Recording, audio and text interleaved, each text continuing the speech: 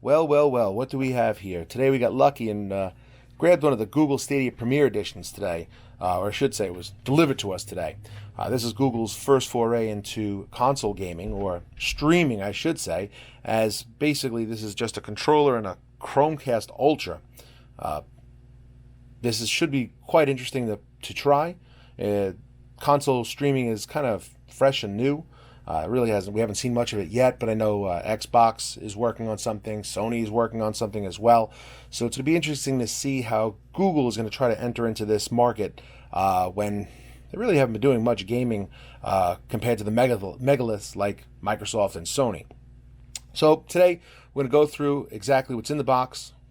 We're going to see what's on the sides, inside, what it feels like, what it looks like, what it comes with, and go from there.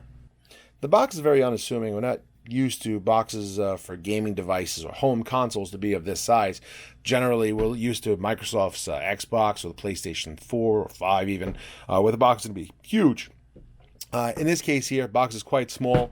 Not a whole lot to it. Nice design structure. I mean, it is a box, whoopity-doo. But, it goes over what's included in the box, the controller, the Chromecast, the specs of what's involved, which you can read on the side of the box. I'm not going to read it. Graphics on the side of the box showing the controller, which is very akin to a PlayStation 4 controller. Shows it comes with the controller and in a Chromecast Ultra, as we mentioned. One place for all the ways we play. So obviously they're trying to show off that we can basically take this anywhere and play your console games anywhere you have a TV. Anything that has an HDMI port, which obviously opens up the doors to many, many possibilities, and a lot easier than carrying around, say, even a Nintendo Switch or an Xbox One or PlayStation 4. And some more specs, and of course legalese at the bottom. Before we get into the box, one thing that did impress me quite a bit was the box that we get from Google itself, where the actual regular cardboard box, which usually you open up and throw out immediately, right from the Google Store, Let's Play, pretty interesting, but, they spared no expense. So let's get into the thick of it. What does this thing look like?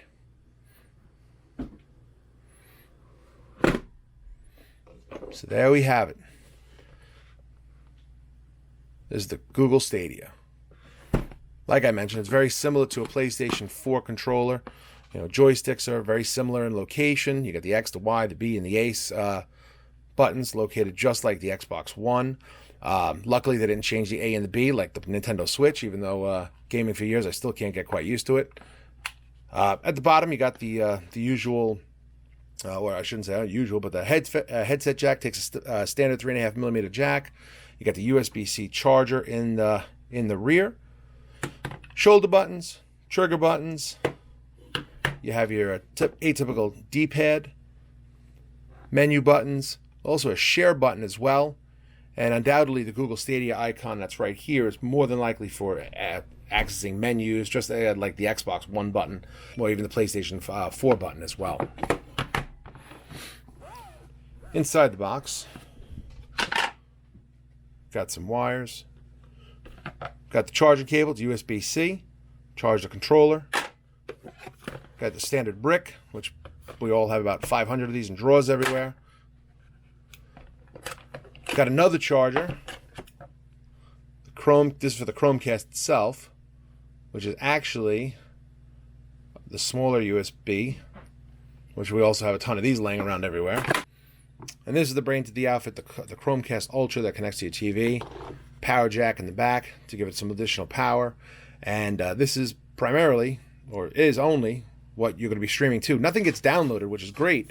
So there's no downloading of games or patches or anything like that, except for maybe the firmware on the Chromecast, or even possibly even the controller itself. Meaning that you can really take this anywhere that has a TV. Great for those that are traveling. You're in a hotel room. No one's lugging around an Xbox One.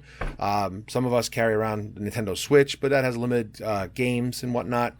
It's going to be hard to tell how this handles slow internet. Luckily here at home I have gigabit internet, so I shouldn't have much of a problem. The requirements just mention that you need to have a good Wi-Fi. It doesn't mention anything about speeds or anything like that. So it's going to be quite interesting to see how it handles downloading games like, or rather I shouldn't say downloading, streaming games like Red Dead Redemption or any A-level type game with incredible graphics. We're talking about 1080p 4K video. It's going to be quite interesting to see how the lag handles, how multiplayer handles. We're going to get into all that in a later video to see exactly how this system holds up. Goes into how the Stadia controller works and how to use the controller, and of course, anybody that knows games should know how to use a controller. But some interesting bits of information can be ascertained from here. At least that we know that it does have a rumble pack, so to speak. I mean, it's more akin to the N64, but you know what I'm saying. The rumble feature. It's also got some status lights on it to tell you that it's not connected to Wi-Fi. It's ready to link with a screen, that it's charging, updating, restarting, etc. Goes through what ports are available, which we showed earlier. And, of course, all the safety and important stuff that no one ever reads. Something that's often overlooked is the quality of, believe it or not, all the accessories or the wiring that comes with the system, or any electronics for that matter. In this case here, I mean, the charging cable for the controller seems to be of quality, probably akin to, I guess like an iOS cable. Obviously not the lightning jack, but a little sturdier, a little stronger it seems. Looks like it would last quite a while. Unfortunately, it's white, so that'll turn into in time. The USB charger is quite standard. Looks to be a typical 5-watt charger. Nothing crazy there. Again, this is all for charging the controller. And of course, if you have these wires already, you don't need to use these, or you can use any one of them that you already have in the house, especially if you have a Galaxy phone that uses USB-C or other devices that already use that. So you could basically just throw this in the drawer. As for the Chromecast, tiny, very unassuming, very simple. Pretty cool that it's actually magnetic in the back. I guess for when you're traveling, keep everything safely together, so that way you're not tugging on the wire. Not really much of use to be behind the TV and plugged in and magnetic like that. You're not really going to stick this to your TV. But the wiring looks like a typical power cable. Very sturdy again. Should hold up pretty well. I wish this was USB-C, but unfortunately it's not. It is the standard small micro USB. It does have a nice little Velcro strap to keep all the wires together. And it looks pretty sizable as well to actually be able to reach from TV to a power outlet. A lot of times in hotel rooms and whatnot, that can become a little troubling, especially when they have, a clock, a TV, the toaster, a microwave all plugged in at the same location. You might need to, hike this wire a little differently or a little further to get it to connect. And of course, the most important thing is the build quality of the controller itself. Plastic, a little bit of gripping material in the back. It's not rubberized or anything like that.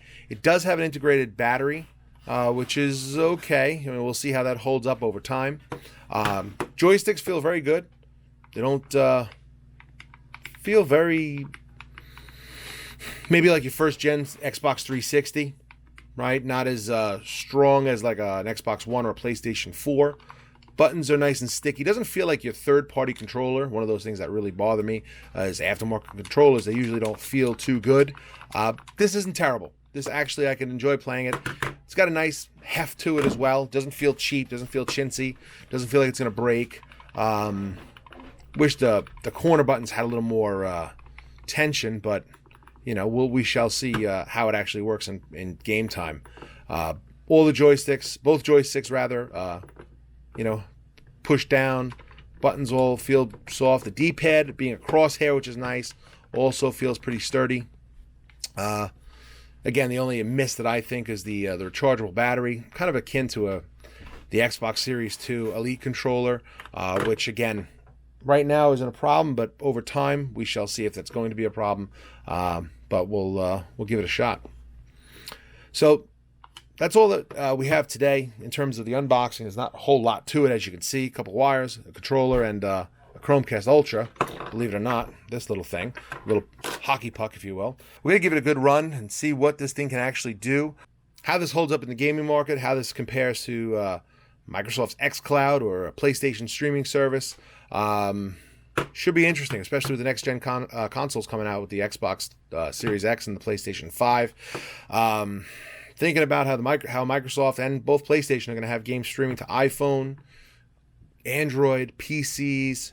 It's going to be quite interesting to see how Google can fit into this whole market when, again, you got those giant megaliths like Sony, Microsoft, and even Nintendo chomping at the bit. And hell, even Apple is going crazy with their Apple Arcade. We'll have an in-depth review of the Google Stadia Premiere Edition, as well as how it holds up. Thanks, everybody. If you like my dad's video, don't forget to like and subscribe.